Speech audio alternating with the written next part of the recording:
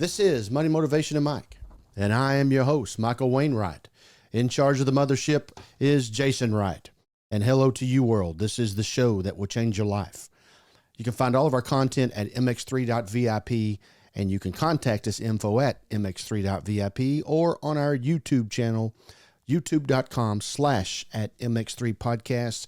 And don't forget to like, subscribe, and hit the icon bell to receive all of our content, which comes out every Monday morning around 9 o'clock. Now, last week, Jason, and listening and viewing audience, I told you that Aaron Rodgers was not going to apologize. Now, I'm in a majority of that. It was kind of an easy deal. And just so you know, I'm not new to this situation with Aaron Rodgers.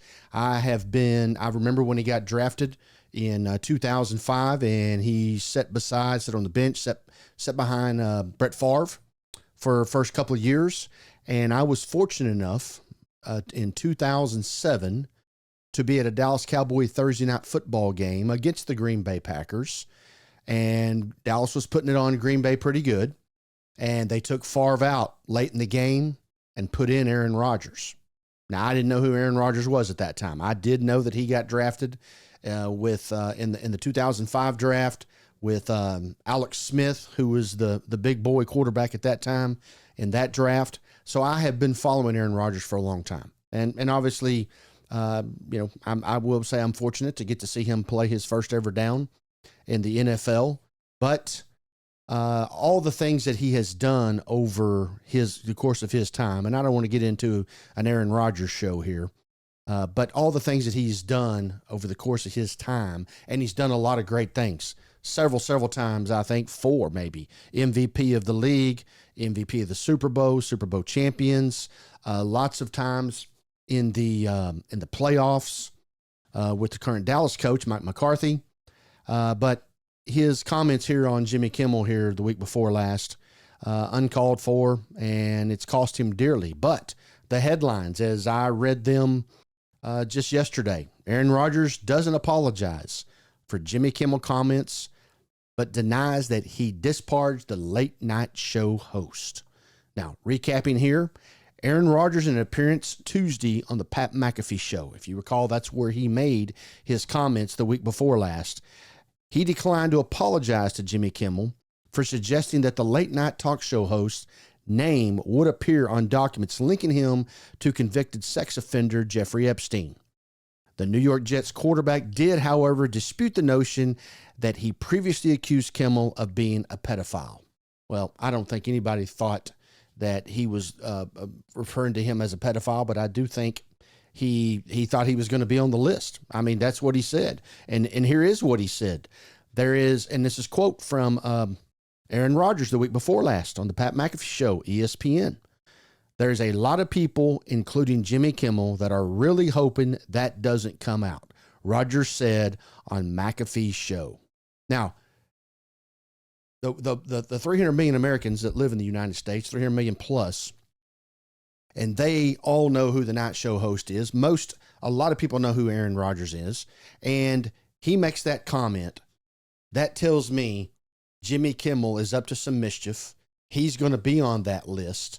And that list is a bad list, no matter what. And we know a lot of people that have been on that list that as it released the week before last and more here this week. There's nothing else that says, but Jimmy Kimmel will be on that list. And he's over here rebutting that now, that he did not say it in those particular words, and he did not accuse Jimmy Kimmel of being a pedophile. No, nobody can read into this and then think that Jimmy Kimmel's a pedophile. But what he did do was insinuate that Jimmy Kimmel was going to be on that list. And he did that in a negative nature. There's no doubt about that. So whatever you want to do. He continued to say on the Pat McAfee show, "I'm not calling him one, neither should you," Rodgers said. "Let's make that crystal clear. I don't take any excitement or joy out of anybody doing that. So don't do that in my name. We don't have to. You already have. You've already accused the dude. Come on. Don't do that at all. Those are serious accusations meant for people who are on the list. You already insinuated he's going to be on the list, dude. Come on. This is crazy. And again, there are some names that came out recently from a deposition from 2005, but there's still flight logs and a lot of other things that are going to come out. How does he know this? How did he know to single out of these, what was it, 105 people, 115 people the week before last?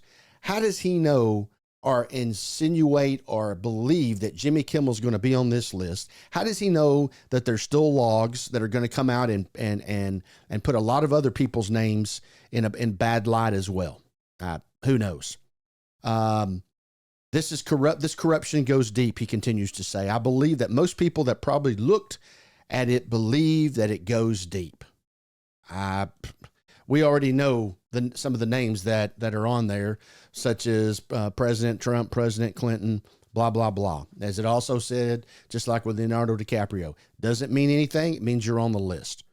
Name could have come up. Hey, do you know Donald Trump? It's a yes or no. Your name's going to be on the list. I'm not calling him one. No one should. Don't do it in my name. That's not cool. I'm not about that. He repeated it again in quotations. Aaron, I don't know how else you can say that you were not calling him something. I'm not saying you were calling him a pedophile, and I don't think you were.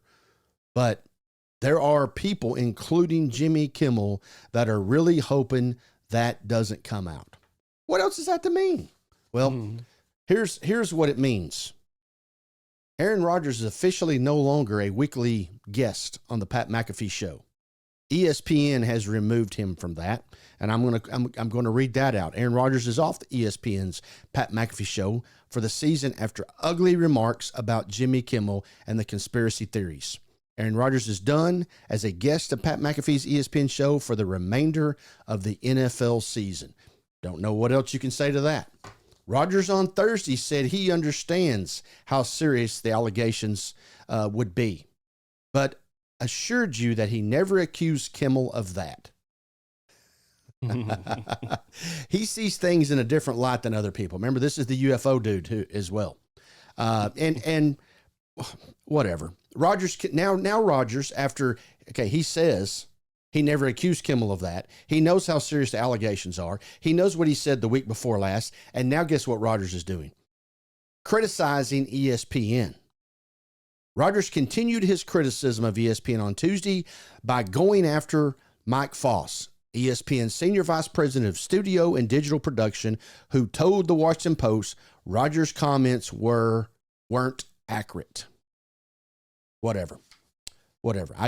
I wanted to say that. We brought this up on the show.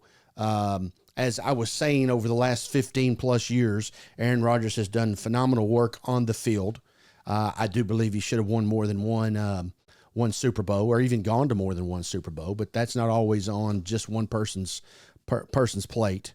But everything that he has done, he is now demolishing before the public. And there's a whole lot of people, and I'm gonna give you an example of this. There's a whole lot of people that remember that Pete Rose is the home run king, the hitting king. Most people cannot tell you how many hits he had.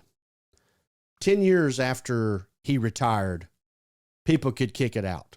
You know, I would just say this. Most people don't know that number's over 4,000 hits. Most people don't know that. Now, what they do know is that they heard he cheated on baseball. He cheated in baseball. He bet on baseball. That's what they know. They probably don't even know he's a switch hitter. A lot of people won't even know that he played for the Cincinnati Reds and the Philadelphia Phillies all of his career. But they know Pete Rose is whatever, a cheater. He's not in the Hall of Fame for those reasons, etc. I don't know that Aaron Rodgers is going that far, but he is upsetting a lot of people, including now being dismissed from his current opportunity of a job. Now, moving along here, another big topic here over the last couple of weeks, Jason, has been the removal or attempted removal of Donald J. Trump on the ballots. And what caught my eyes this week, you can get anybody to do anything you want if you persuade, you pay, whatever it is, hold a gun to their head, regardless. You can get just about anything you want done. Maybe you're not doing it legally, but you can get it done. So whenever they say that they're going to remove Trump from the state of Colorado ballot, yeah, okay, whatever. And they're going to do this and they're going to do that. We'll see how it all turns out. This one caught my eye, and it was because of the headlines. An Obama judge shuts down efforts to kick Donald Trump off the ballot. Now, we all know that the Supreme Court has people who retire during administrations, and that particular setting president gets to appoint those judges. And typically those judges line up with that particular president's beliefs.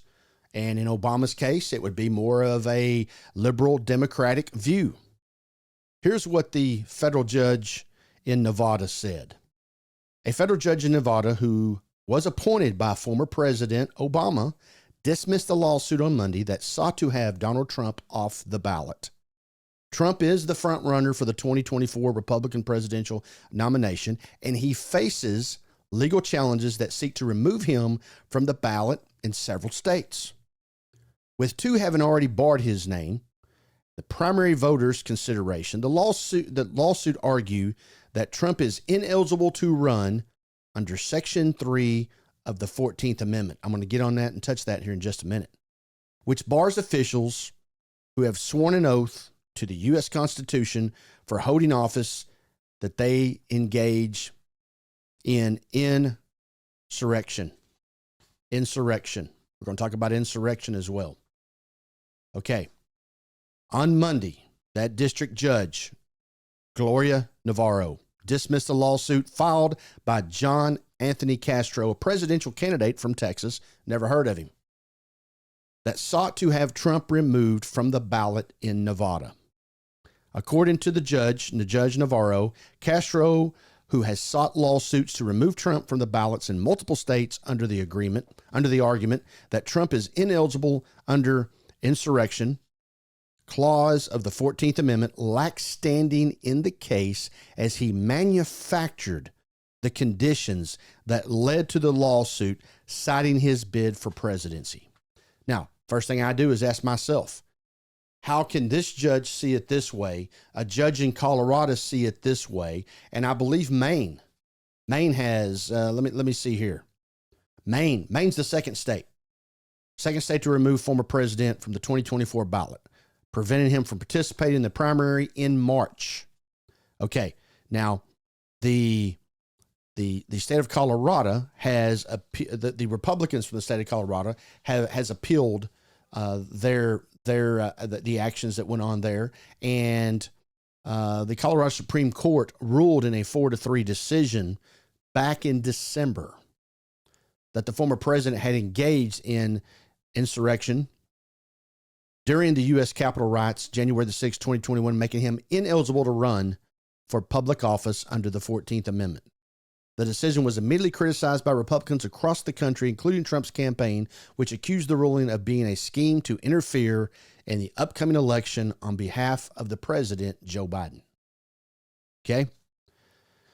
8 days after this ruling, which is the end of the 2023 year, late December, the Colorado Republican Party asked the federal Supreme Court to reinstate Trump, arguing in a 34-page petition that Section 3 of the 14th Amendment, which prohibits those who are sworn to uphold the Constitution and then engage in insurrection, hold office again. This does not apply to the office of the president, is what the Colorado Republican Party is saying.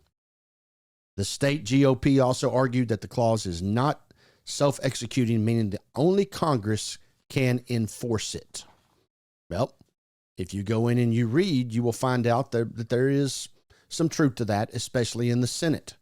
But excluding Trump from the ballot in the state of Colorado by the Colorado Supreme Court engaged in an unprecedented disregard for the First Amendment rights of the political party to select the candidate of their choice and the rights of the people to choose their elected officials. Now, what they're saying is that 4 people, the Colorado Supreme Court, voted 4-3. So they're saying that a person is not being put on a ballot over four people's decisions, and that the people, the voting public, would not get a chance in the state of Colorado to vote for their choice that they want to become president of the United States. All right. Now, I will say this, in response to their appeal, Citizens for Responsibility and Ethics, better known as CREW, their legal watchdog group, who has filed the original lawsuit seeking to block Trump from being on the court or on the ballot in the U.S. Supreme Court. They are asking Colorado, a ruling on the Colorado Supreme Court, arguing that the case should be settled before primary voting begins in January. So at least CREW is trying to get an answer which should help out both parties and find out exactly where we stand.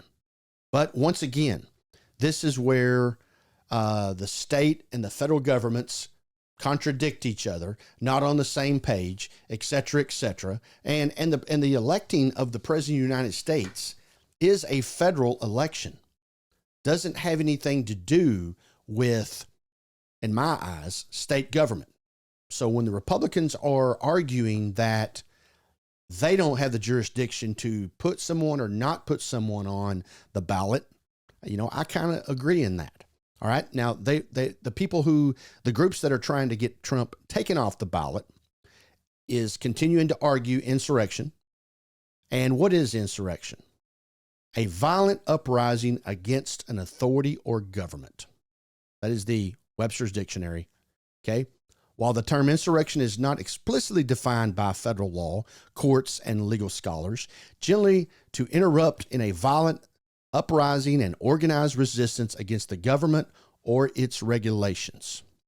So, what does the 14th Amendment say about insurrection? It banned those who engaged in insurrection against the United States from holding any civil, military, or elected office without the approval of 2/3 of the House and Senate. So it doesn't say anything about the state House and Senate. It talks about the federal government, United States House and Senate. So there again, I believe maybe there are plenty of reasons that Trump shouldn't be on the ballot, but I don't think it's up to the state to decide that.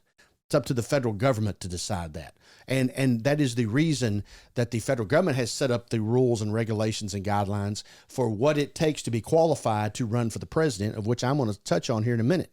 But within Section 3 of the 14th Amendment on insurrection, in short, Section 3, disqualification appears to apply to any covered person who has taken an oath to uphold the Constitution of the United States and thereafter either engages in insurrection or rebellion against the United States or gives aid or comfort to the enemies of the United States. Now, there you go again. Now it's back to opinion with what Trump was doing on January the 6th, 2021 in Washington, D.C. Was he encouraging? Was he being rebellious? Blah, blah, blah, blah, blah. Now, here we are 3 years later, and he has, this is what I always say, he still hasn't been convicted of a crime. So, moving right along, what are the requirements of to be president of the United States? It does not say you have to go and get the approval of your local governor or your local senator, or your local congressman. It doesn't say you got to go before your state's a court system and be voted in. Here are the legal requirements for presidential candidates. They have to remain the same, and they have remained the same since the day George Washington accepted the presidency. Did you realize that, Jason? I didn't. That the requirements to be the president of the United States has not changed since 1776. As directed by the Constitution, a presidential candidate must be a natural-born citizen of the United States, a resident of the U.S. for 14 years, and at least 35 years of age or older. By the way, JFK was elected at 43, youngest president ever. Okay, so moving over here. A person can be disqualified by conviction in a Senate impeachment trial But a criminal conviction does not affect eligibility. How about that? It takes the Senate to impeach to get you out. So this is when you're running or you already are president, because Trump could get elected president and then be convicted of what took place on January the 6th. Even when he does that, it still takes impeachment to get him out. He doesn't automatically become unqualified as a convicted felon. I don't know if they thought that through back in 1776. But anyway, just to prove this, in 1920, Social Party candidate Eugene Debs ran for president from prison.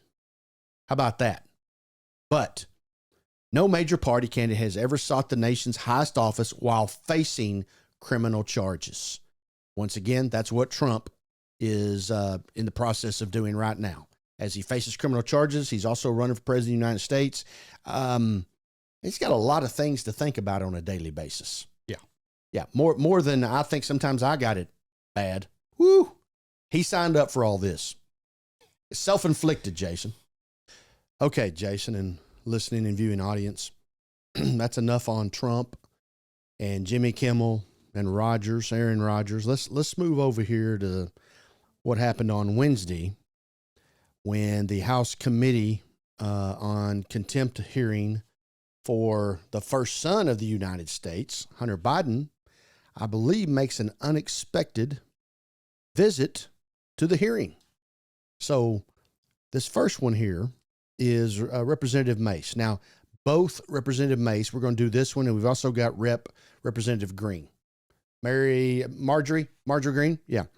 And obviously they're both females, of which I don't know why that has any importance, but both of them, we'll see. They're here.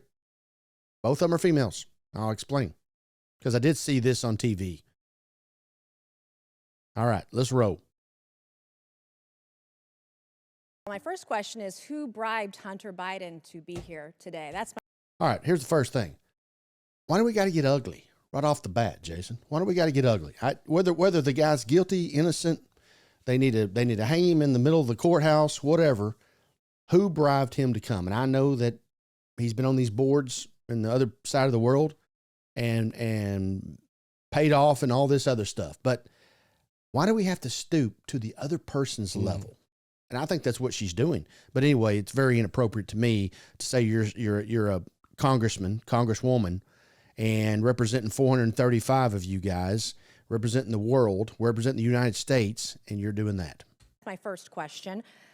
Second question, you are the epitome of white privilege. Coming into the... That is an opinion. He's an epitome of white privilege. I understand that his dad has apparently gotten him out of a few things, but once again, who bribed him, why he's here, I wonder why he's there too. But, he is there. And also the epitome of white privilege. I'm sure why that has anything to do with anything. You got him in the courtroom, you've been wanting to talk to him. Why don't you talk to him? The Oversight Committee spitting in our face, ignoring a congressional subpoena. All right, by the way, he didn't come in and spit on the ground or anybody's face. I understand what she's saying, that by him showing up, blah, blah, blah, is just spitting in their face. To be deposed. What are you afraid of? You have no balls to come up here and... Now, right there. Come on. Mm-hmm. This lady's all dressed up. She's very nice looking, and she's using that kind of language in the House of the United States of America. Mr. Chairman, point of inquiry. Mr. Chairman, If the ladies recognize. If the gentlelady wants to hear from Hunter Biden, we can hear from him right now, Mr. Chairman. Let's take a vote and hear from Hunter Biden. Now, I don't know whose voice that is. Do you know who that is, Jason? I don't. Okay. But probably a Democratic representative saying, let's hear from Hunter Biden right now. Safe to say, yeah. What are you afraid of? Hold on. Order. Okay, right there, Mrs. Representative Mace. Are women allowed to speak here? Why did we got to go to, is it a woman? Now, This is where I was referring to when we started up this this clip here is because I had seen this and obviously it generated some interest and I saw it on TV. But why does it matter whether you're a man or a woman? Why do you think you have to bring that up? Your constituents, your voters elected you, whether you are white, black, male, female, whatever you are, and they sent you up there. Now, why do you got to let everybody else know that you're a woman? It's pretty obvious she's a woman. Order. Are women allowed to speak in here or no? Are women allowed to speak in here? Again. No? Could you keep interrupting me? Okay. My first question is... Now, back on that right there. I just wanted to show that blurb because it shows the chaos that goes on up there. Excuse me. And it sounds like it's nothing more than a bunch of grade schoolers that are out of control in third grade trying to decide who's going to get the match to sleep on, who's going to get the next cookie, and why can't I go to the restroom? It's ridiculous. It's a circus. It is a circus. These are elected officials, and that's the way we act. And we spend so much time on crap up there. Now, Hunter Biden needs to be accountable for his actions, but look at all the time we spend on useless stuff. We got hunger problems. We have pollution problems. We have a tax problem. We for sure have a health insurance problem. And we're talking about these kind of things, or this thing in particular. Oversight Committee debating Hunter Biden's contempt of court in Congress. All right, now let's move over here to Representative Marjorie Greene. We have that pulled up, Jason? It's ready to go. Hunter, apparently you're afraid of my words. Whoa.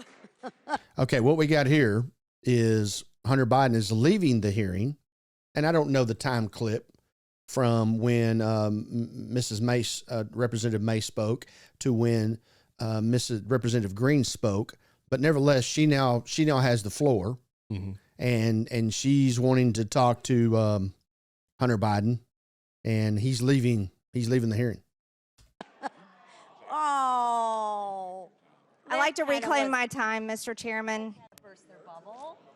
All right. Marjorie Taylor Greene. Why does she got to say it's like, oh, like once again, you're talking to a 6-year-old who just fell on the concrete at the playground, boo-booed up his knee. Why do we got to act like this? He just walked out and now he's a coward and blah, blah, blah. Wow, that's too bad. I think it's clear and obvious for everyone watching this hearing today that Hunter Biden is terrified of strong, conservative Republican women. Okay. That statement in itself offends me. Why do you have to identify that you are, once again, a woman? The listening audience can tell this is a female's voice. The viewing audience can tell that it is a female by looking at her without the voice. So why do we have to point out you're a representative from your district, 435 of you, you've been elected once again by the voting citizens of your district. Why do you have to point out that you are a female? You are a woman. There's reasons of why it continues to be a subject. And usually the ones who think it's a subject are the ones that are being done wrong, are the ones bringing up the subject. Obviously, the fact that you are a female has nothing to do with you being elected.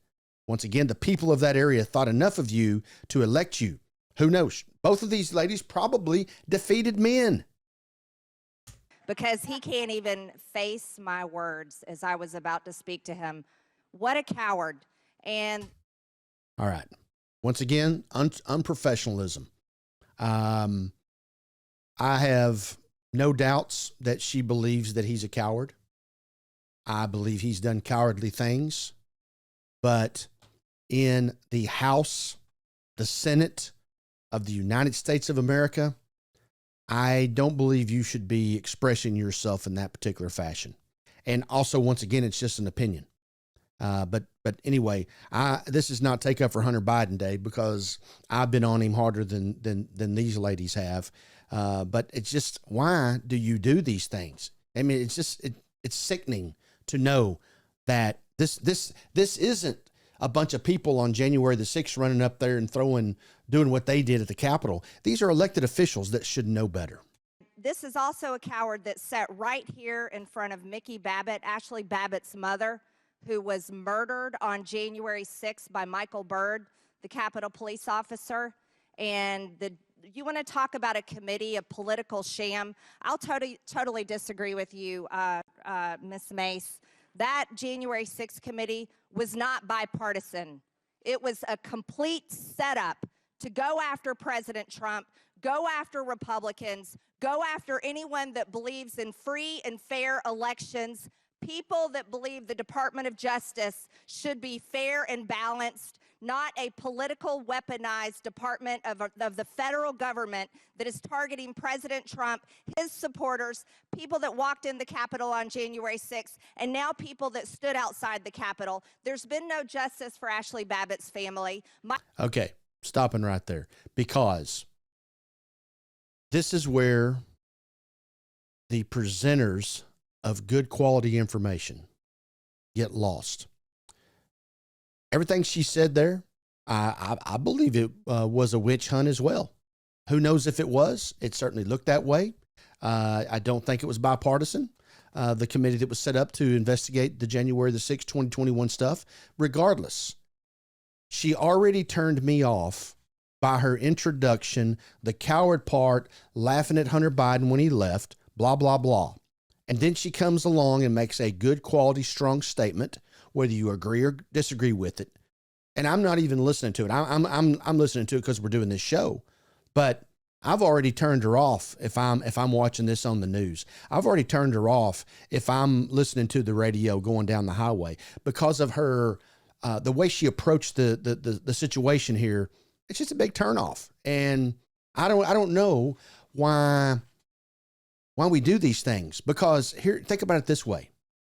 These are elected officials, and I know we put them up on the pedestal, but they're also distinguished. I mean, whenever the committee, when the committee house or the person in charge of the Senate, this Mr. Speaker, as we've talked about Sam Rayburn many times, they always say the distinguished gentleman from Texas, the distinguished lady from Missouri.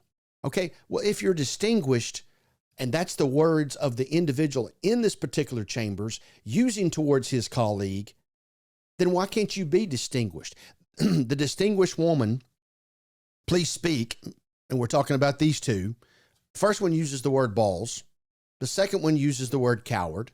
And we wonder why the people that live in these communities around the United States of America act the way they do. Because leadership is supposed to be in Washington, D.C. This is not quality leadership. I'm supportive of how they come out and speak. I like a lot of the things that they say, but their presentation is ugly to me. And I have no reason, I have no idea why, once again, both of them have to point out that they're a woman. And you're scared of me because I'm a woman. And I'm being looked at. I can't speak in this chambers because I'm a woman. That's a bunch of crap. Monday Motivation and Mike continues to bring you content that I know is uplifting to you. We didn't talk about our stats on this show, this episode today, but I can tell you they continue to increase, and a whole lot of that is due to Jason and how he brings things to our platform, MX3.VIP, and the way things are presented. I'm very proud of what we've done, and we're going to continue to pursue. Obviously, we're going to have a lot of this type of stuff coming up over the next, till November. We're going to be hitting politics along the way, at least probably once or twice a month. I'm going to get back to taxes here at the start of this January 2024 year, because we need to talk about a few of those things, as the tax season, the first time you can file, being January the 29th of 2024 for your 2023 tax returns. So that's the day you can e-file. We're going to touch on some of that stuff. Also got a local young man that's going to be running for a local office in our area, and I want to hear from the young people.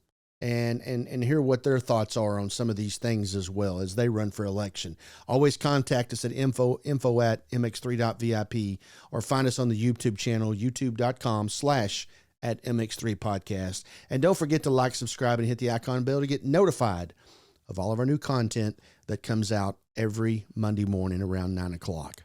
Once again, from Money Motivation and Mike and everyone who's been a part of this, continue to live your life the right way.